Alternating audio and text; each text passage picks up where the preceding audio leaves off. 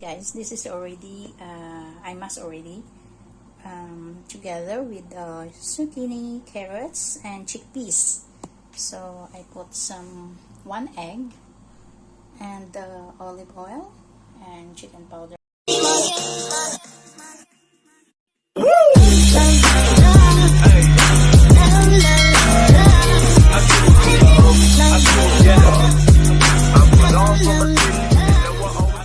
Hello guys! Our topic for today is all about vegetable nuggets. Ang gagawin ko ngayon guys. So, share ko sa inyo how to make a vegetable nuggets. So that, guys, those are ingredients na gagawin natin. So, 1 carrots, any size. 1 zucchini, any size. And 1 egg. 1 can of chickpeas. Mabibili ito sa ating mga supermarket. And olive oil. 1 spoon of olive oil. 1 spoon of, half spoon of chicken powder. And a little bit small amount of salt. So guys, uumpisahan na natin. So guys, i-mix muna natin yung carrots. I-mix natin siya. Kung mayroon kayong ganito, mas madali siya guys. I-mix. Yes guys. I-mix natin naman yung carrots. Like that guys. Pinong-pino siya. And together with zucchini. And guys. Guys, na-mix na natin siya. So, mix together, carrots and zucchini. At ilalagay natin together with the chickpeas. So, guys, kung mayroon kayong ganito guys, mince, pwede na yun siya guys. I-mince lang natin siya. At least na-mince na rin natin yung ating carrots and zucchini. So guys, after that, i-mix natin yung 1 egg. So, put the eggs inside the bowl and i-ano natin siya guys.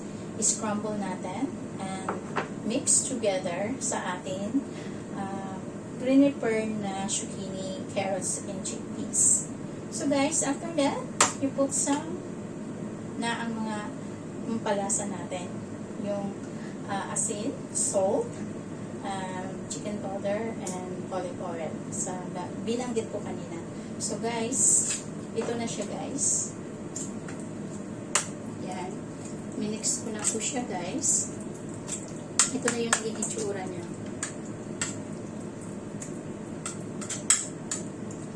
Yan. So guys, I put also cornstarch.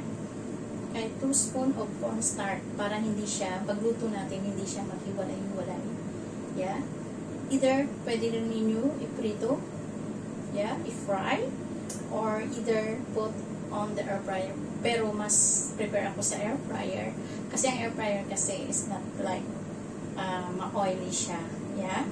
So, 200 degrees and 15 to 20 minutes kung gusto pa ninyo na more crispy, lagay natin sa 15 or 20 minutes sa pagluluto siya guys.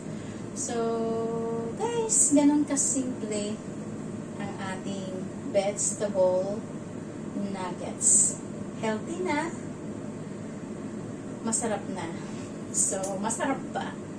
So guys, yun lang siya guys. Ganun lang siya kadali gumawa ng vegetable nuggets. Yan guys. If you have some chili sauce or ketchup guys, pwede natin i-dip ang ating vegetable nuggets. So guys, yeah, it's so yummy. Yummy. Guys, ito na yung finished product natin guys. Yan guys, tingnan nyo. Diba guys? So crispy. Ito na yung ating vegetable nuggets. Yeah. And try natin guys.